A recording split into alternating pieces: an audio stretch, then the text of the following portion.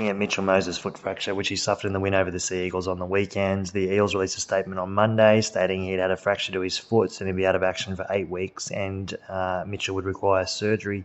Since that time, there's been some updates provided by the NRL physio that have indicated that Mitchell suffered an injury known as a Jones fracture. A Jones fracture is a fracture of the fifth metatarsal, shown here with that crack. It often looks pretty indolent on an x-ray, but the problem is it can cause long-term issues. The more typical fracture we see to that bone is in red there. It's called an avulsion type, but that one typically heals.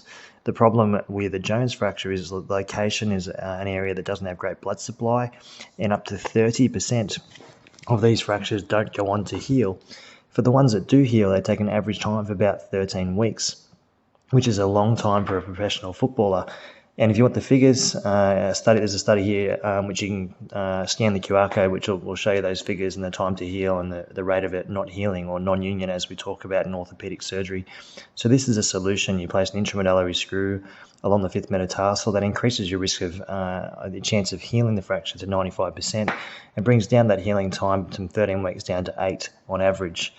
Now, the push is always the professional sportsman to get them back as quickly as possible, but there's been an article that we see here that says if you get players in the NFL back within 9 weeks, unfortunately for the 3 years after they have the fracture, their output was reduced by about 50% compared to the 3 years before the fracture. So that's important to know. If you were to then look at how they did after 9 weeks, if they returned, they actually did still drop their output. It was reduced down to about 8%.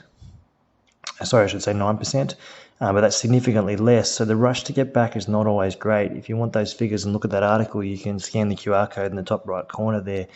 I hope that provides you some good information on his injury. Hopefully he'll be back within that 8 to 10 week window. Richie McCaw suffered the same injury, and we've got that video just here if you want to take a look.